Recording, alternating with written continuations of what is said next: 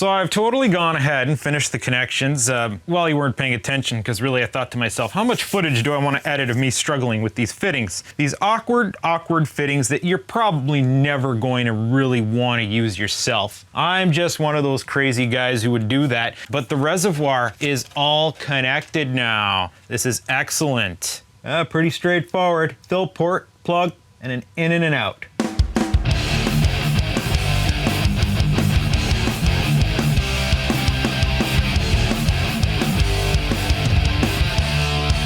So the question is, what do we do next? Do we sort out the RGB while we can still get access in here, or do we install the rad? Well, let's see if we can sort out this RGB real quick. So the challenge is we want to cast a little bit of light into this acrylic. Now this RGB bar I have, you know, it can tuck inconspicuously enough right here in ways that you won't completely notice it, but will it shine properly? Somewhere I have the ability to simulate that. Yes, here it is.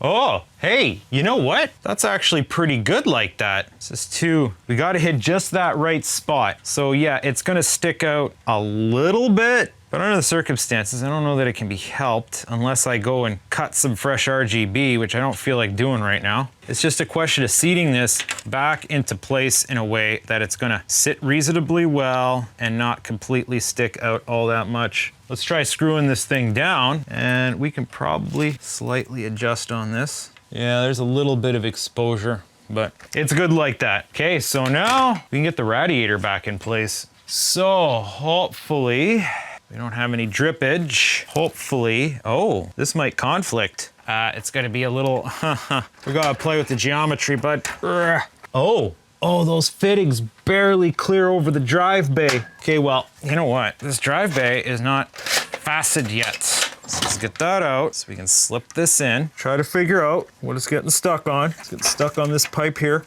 Oh boy. We're gonna scratch things. Okay, we have something resembling a problem here. We're gonna have to pull one of these tubes off. Fortunately, it's at this end where it's gonna be easy to get back on. We might have to drop this radiator down, get that out of the way before it'll work. Aye, that's what I was afraid of happening. Okay, bud, I thought we were over this. Sucks, you gotta get this into place with the tubes off and try not to drip. Okay, so, yeah, tube or no tube, this geometry doesn't work. So yeah, we have to loosen off this guy. Maybe that will be enough. Really, the fan too? Oh, you gotta be so tight. We don't even know if this is gonna clear. It should. Up, go forward. Okay, it's in. Oh boy, bud. I don't like the way this is.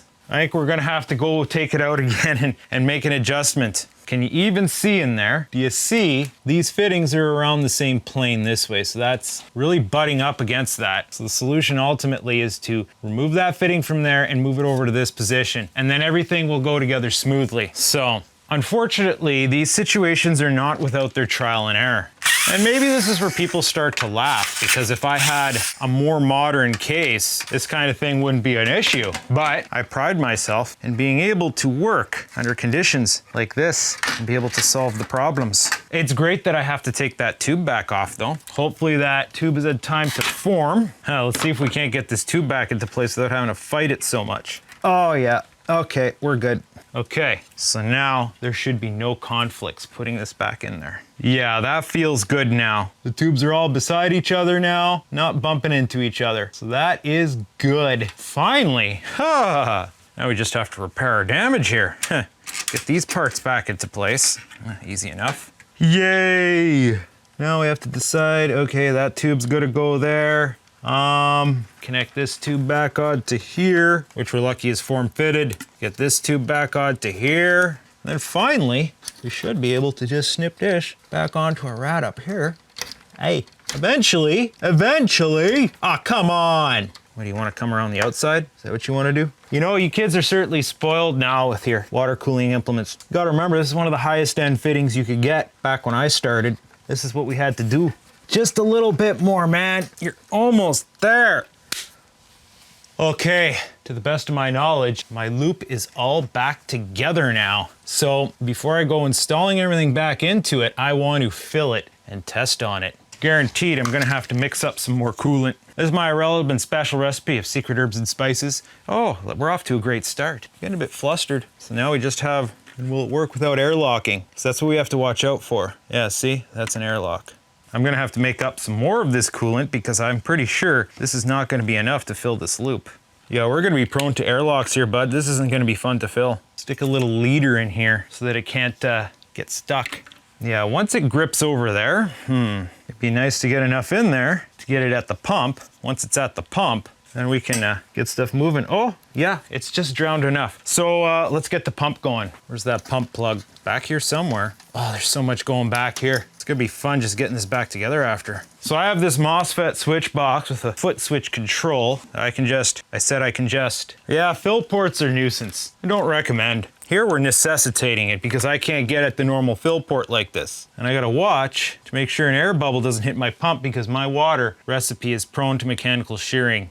Even a little bit more than standard water. It's gonna take a while to get this loop filled, to be honest. Man, there's gotta be a trick to making this reservoir fill more seamlessly. Right now we're doing squirt by squirt, airlock by airlock, making almost no progress. You know, usually you can fill it up, but no, we just get a little bit and then it airlocks.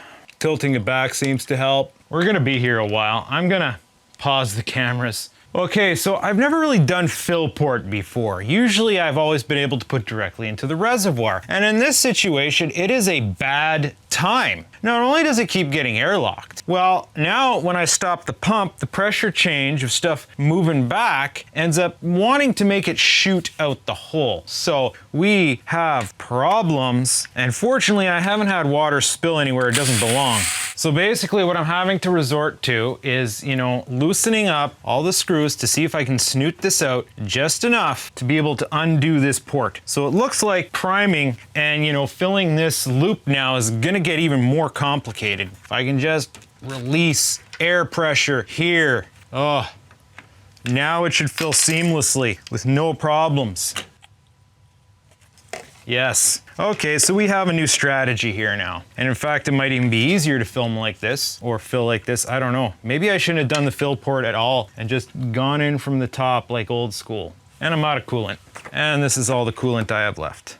And I know I'm gonna need more than that. Yeah, airlocks are a biatch. I've dealt with them before. I've tried many different alternative ways of doing loops. I've tried doing them without a reservoir and just kind of sticking into the hose and having the lift pipe. And yeah, airlocks, man. Airlocks. Hydrodynamics is an interesting concept that you really have to be mindful of things, especially around electronics. Give the pump a little go here. Why is it coming fuzzy out the res?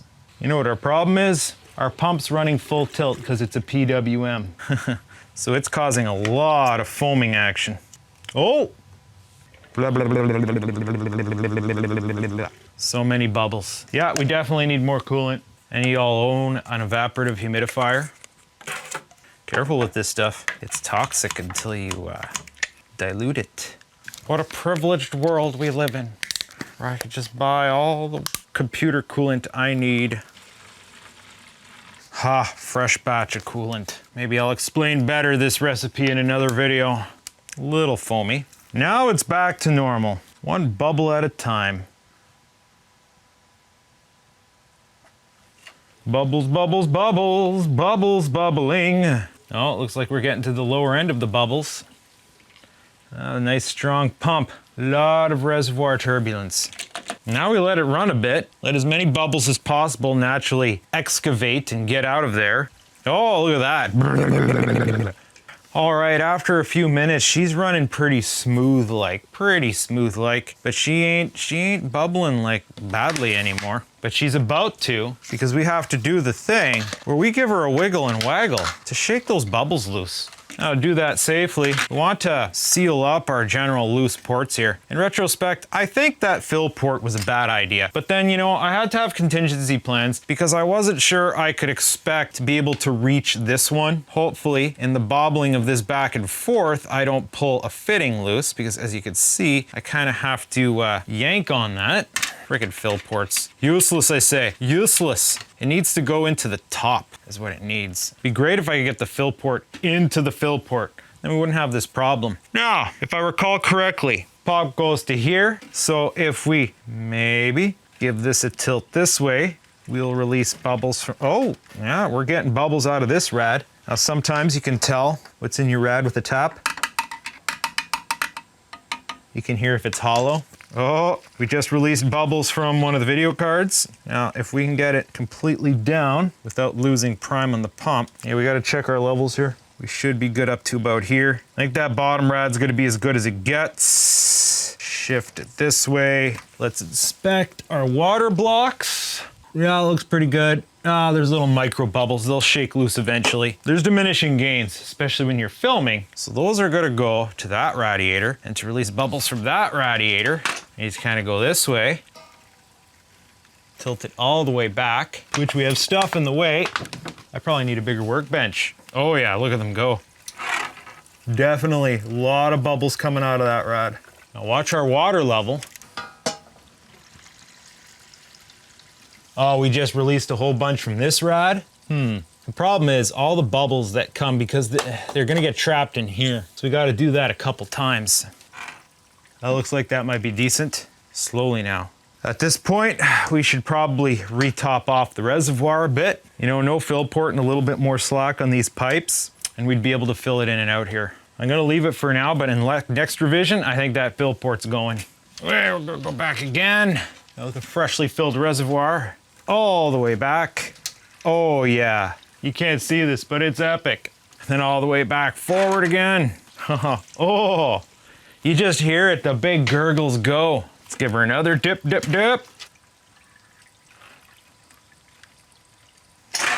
Now, still a relatively good level in the reservoir. We should be able to do a forward dip.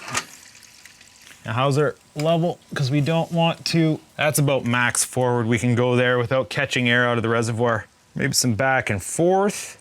I'm gonna call it good there, because we could be here all day trying to get every little bubble out, but at the end of the day, that doesn't sound hollow. Little bit hollow there. Video cards look all right. Now I got this foam here. I always float my pumps if I can. I find if I hard mount them, I don't like the noise that resonates through the case, so I float them and put a nice foam bed for them. So now, we'll push it back as far as we can and secure it into place. Just plastic, so not too tight. I'm a surgeon with this screwdriver. That one's no good anymore. Might need a coarse thread. Move up to coarse thread, sir. So now, let's put our fittings back into place. Well, not our fittings, our fixtures. Like this guy. Do we want to put it, oh, I don't think we get to put it here. No, yeah, it won't go there anymore. One of those fittings is just sitting a touch too low. Oh, yeah, no, it will go, but it puts some pressure on the fittings. Is that good pressure or bad pressure? I don't know. You kind of don't want to put any pressure at all on fittings. Yeah, she's sandwiched there tight, man. It's funny because the other one clears. Optionally, we'll put it down one, which is about the original position it was in. And now is when we bust out our little secret weapon. StarTech. We got one of these guys. This'll clear. One of these just cheapy adapters. I don't like that they're plastic, but it's harder to find metal ones for a price you want to pay, right? Because now I finally get to put my card reader in there. I bought this for this system, but I had to sacrifice it in favor of an external card reader so that I could fit everything in here. I hate to say it, but I think I'm out of fine thread screws. Did you ever think such a day would come? So many computer screws. So many computer screws. Found some. Yeah, that one clears no problem. All right. I'm not sure I like that all of a sudden. Now, if I felt like redoing my cable management, I would consider putting this guy up here, but I'm not going to. I'm going to stick it down here where, you know, one reason why I have it at the bottom is because I don't want any heat radiating off other components to affect this drive, because it doesn't have active cooling on it as it stands right now. Other considerations are the cables are down here, and if this leaks, I'd rather it, you know, this has a very flat surface on the top that's gonna catch water dropping and divert it, you know, other places. I would rather it take out my card reader than, you know, 3 terabytes of hard drive space. Okay, so our fixtures are back into place. Before I screwed that down, I should have topped it off, so I guess I'm gonna have a little bit of, you know, water park action here to look at and enjoy. Now, these I know are secure. Fill port, let's get this guy back together up here. Tuck that in. You know, the ideal position for it is still sticking half out. We'll see how I feel. At some point I might want to fix on that RGB, but I don't know. That's good enough for now. So yeah, I guess now I got to put this Arshin back together. Well, it's been a bit of work, especially since I modified on my fans while you weren't paying attention. That's got to be at a different video. And granted, I will admit, from its backside, she doesn't look very impressive. Well, I'm gonna admit she probably doesn't look impressive in general to all you out there used to seeing what those fancy pay-to-win builders could do. But I'm quite proud of her, I'm sure. Now, where's the back panel? Pretty sure I got this all wired up right nice now. I can close on her. Helps if you have the screws ready, right? At the very least, she pops on effortlessly. This is such an industrial piece of equipment the way I have it. All right, let's flip her around, bud. Oh, there's some wires I have yet forgotten to connect. Just need to maybe seat things a bit better here. Put my pump right there. Everything's still connected. Loop is ready to go. Now all we have to do is, excuse me, I'm down here. Now we all have to do is just fire on her, make sure she's good. No point really doing temperature testing, like I didn't change anything that will affect it thermally. Should put my editing drive back into place. But maybe a quick look at her up and running will do us all some good. She doesn't look too bad from this side, considering how much is going on in here. Like, come on. And yes, would you believe in the entire time I've had this case, I've never peeled the side off? Oh boy. But this is part of the magic here. That big fan spinning dead slow, keeping it all nice and cool. All right, let's go plug her back in. Oh, the pumper set back up. Everything seems to be working as it should, except for like Aura Sync, of course. But then I think it's normal for it to not be working as it should, so it's working as it should. You know, you have a gradient set there. You just want maybe some reds and purples or whatnot. You don't want the pissy yellows. But oh no, it's gonna go through all the colors anyway. Like, what's the point? Now, to note, the RGB up here was not doing it for me because sitting at this perspective, it was in my peripheries. I'm seeing these bright little LED elements. I wasn't digging it. So I made some last minute adjustments and I found if I taped it to the top of the card reader here, well, it shines up in there just good enough. And it's weird because it's kind of stealthy. You don't really, you know, it's not completely lit. It's very subtle and disappointing compared to my Danger Den bay, but hey, function over form once again. We've opened up some real estate. I have a proper card reader in there now, even though, oh, well, that sucks. There's no power light. Does that mean it's not working?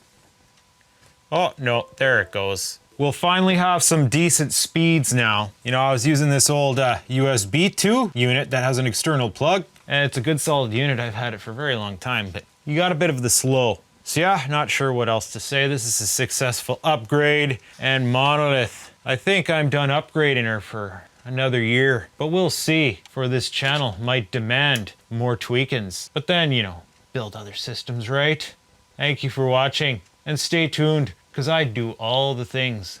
Thank you for watching, and stay tuned, for I do all the things. Thank you for watching, and stay tuned. Thank you for watching, and stay tuned for all the things.